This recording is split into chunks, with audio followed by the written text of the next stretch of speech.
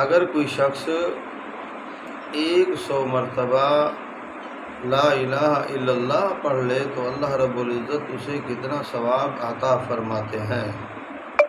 تو میرے بھائیو، اگر کوئی شخص 100 مرتبہ لا الہ الا اللہ لا الہ الا اللہ پڑھ لے تو اللہ رب العزت اسے بے پناہ ثواب عطا فرماتے ہیں۔ آئیے میں آپ کو بتاتا ہوں اللہ رب العزت اسے کتنا ثواب عطا فرماتے ہیں۔ ایک شخص نے 100 مرتبہ لا الہ الا اللہ لا الہ الا اللہ لا الہ الا اللہ پڑھا ہے۔ ویسے تو یہ 4 کلمات جو ہیں سبحان اللہ، الحمدللہ، اللہ اکبر، لا الہ الا اللہ، ان کلمات کو سب کلمات کا سردار کہا گیا ہے۔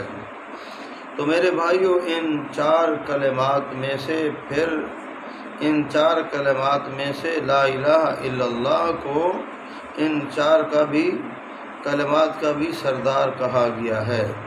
تو گویا کہ یہ جتنے کلمات ہیں سب کلمات کے سردار لا الہ الا اللہ جو ہیں سب کلمات کے سردار ہیں۔ اللہ نے اس کلمات کے پڑھنے پر بہت ہی اجر و ثواب کا وعدہ فرمایا ہے۔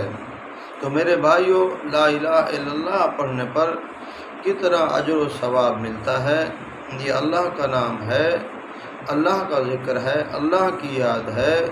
تو فرمایا جو آدمی 100 مرتبہ لا الہ الا اللہ پڑھ لے تو زمین سے لے کر آسمان تک جتنا خلا ہے، زمین سے لے کر آسمان تک جتنا خلا ہے، یہ خالی جگہ جتنا بھی ہے، فرمایا یہ لا الہ الا اللہ لا الہ الا اللہ کہنے پر اللہ یہ زمین اور آسمان کا خلا جتنا ہے اتنا فرمایا اس کو نیکیاں عطا فرمائیں گے جیسے یہ خلا پر ہو جائے، کیونکہ یہ اللہ کا نام ہے اور اللہ کے نام کی عظمت ہے، اللہ کا نام ہے اور اللہ کے نام کی بہت بڑی شان ہے۔